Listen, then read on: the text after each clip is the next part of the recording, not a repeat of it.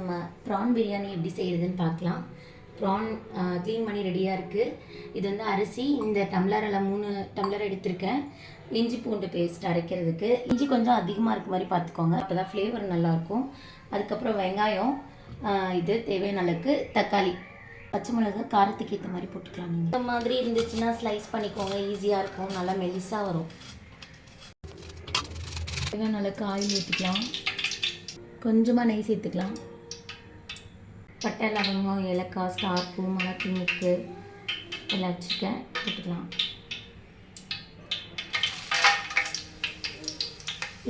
இந்த ஸ்டேஜில் ஆனியன் போட்டுக்கலாம், பச்சை மிளகாவையும் சேர்த்துக்கலாம். நல்லா வெங்காயத்தை நல்லா வதக்கிடுங்க. தக்காளி இந்த மாதிரி ஷேப்பில் கட் பண்ணிக்கோங்க. ஸோ பிரியாணியில் தக்காளி இருக்கிறதே தெரியாது, நல்லா வதங்கிடும்.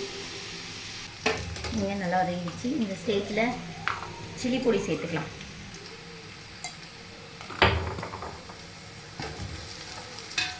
இப்போ சேர்த்தோன்னா நல்ல கலர் கொடுக்கும், அதனால இப்போவே சேர்த்துருங்க. இல்லை புரியல. இப்போ ஒரு இந்த ஆயிலே ஃப்ரை பண்ணும்போது நல்ல கலர் கொடுக்கும் பிரியாணிக்கு. ஸோ இந்த ஸ்டேஜ்லேயே சேர்த்துருங்க. நெக்ஸ்ட்டு இஞ்சி பூண்டு பேஸ்ட் சேர்த்துக்கலாம். பேஸ்ட் நல்லா வதக்கியாச்சு. இதில் நம்ம தக்காளியை சேர்த்துக்கலாம். கூடவே உப்பு சேர்த்துக்கலாம். புதினா கொஞ்சம் சேர்த்துக்கலாம். மசிச்சு விட்டு வதக்கிக்கோங்க தக்காளியை. தக்காளி நல்லா வதங்கிடுச்சு. இந்த ஸ்டேஜில் வீட்டு மிளகாத்தூள் கொஞ்சம் சேர்த்துக்கோங்க. தக்காளி மசாலா எல்லாம் மிங்கில் ஆகிடுச்சு. இந்த ஸ்டேஜில் இறாவை சேர்த்துக்கலாம்.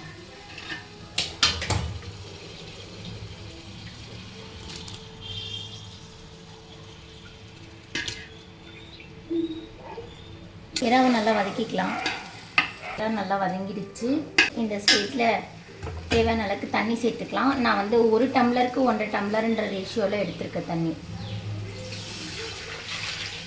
தண்ணி நல்லா கொதிக்கட்டும். தண்ணி நல்லா கொதிக்க ஆரம்பிச்சிச்சு. இந்த ஸ்டேஜில் அரிசியை சேர்த்துக்கலாம். அரிசி வந்து ரொம்ப வடிகட்டிட்டு சேர்க்கக்கூடாது, கொஞ்சம் தண்ணியோட லைட்டாக இப்படி தண்ணி இருக்க மாதிரி சேர்த்துக்கோங்க.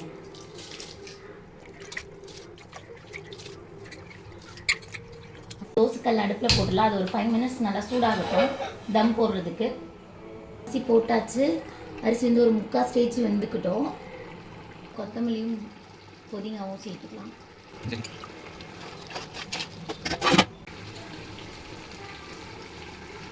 ஐயோ, பார்க்கும்போது வச்சுட்டானே, நான் என்ன பண்ணுவேன். நல்லாவே சுண்டி வந்துருச்சு. அரிசியும் கொஞ்சம் வெந்துருச்சு பாருங்க. இந்த ஸ்டேஜில் நம்ம தம் போட்டுக்கலாம். ஸ்டார்டிங்கில் கொஞ்சம் அதிகமாக வச்சுக்கோங்க. வெயிட் எதாவது வச்சிடலாம். ஒரு 20 மினிட்ஸ் நல்லா வேகட்டும். 20 மினிட்ஸ் ஆயிடுச்சு. நம்ம ஓப்பன் பண்ணி பார்க்கலாம் பிரியாணி எப்படி வருது.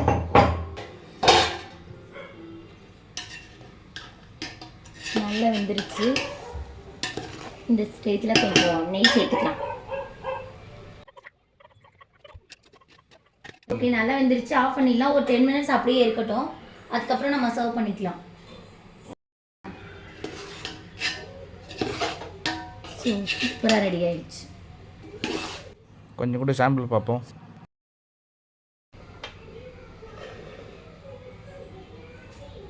தம்பி, சாம்பிள்னா ஒரு பேப்பர்ல கட்டி தருவாங்க, நீங்க கிலோ கணக்கில் கேட்குறீங்களே. சாப்பிடுப்பா.